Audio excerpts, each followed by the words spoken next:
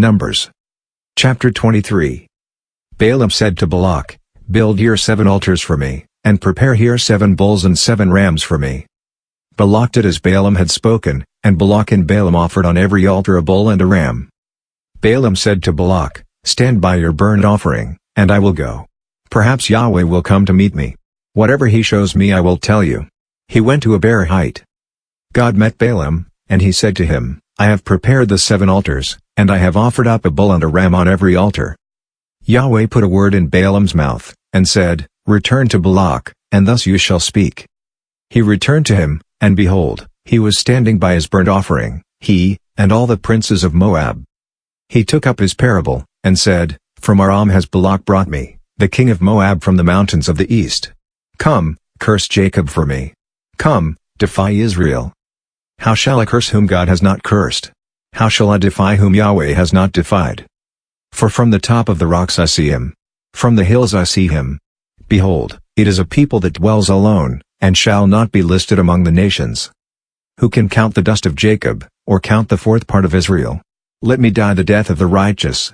Let my last end be like his." Balak said to Balaam, "What have you done to me? I took you to curse my enemies, and behold, you have blessed them altogether."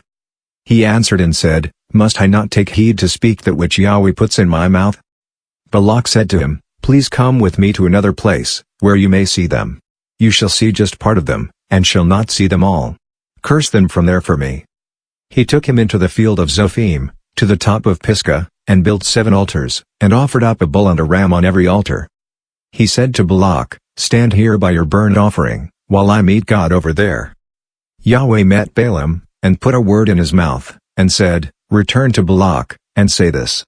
He came to him, and behold, he was standing by his burnt offering, and the princes of Moab with him. Balak said to him, "What has Yahweh spoken?" He took up his parable, and said, "Rise up, Balak, and hear. Listen to me, you son of Zippor. God is not a man, that he should lie, nor a son of man, that he should repent. Has he said, and he won't do it? Or has he spoken, and he won't make it good? Behold, I have received a command to bless. He has blessed, and I can't reverse it. He has not seen iniquity in Jacob.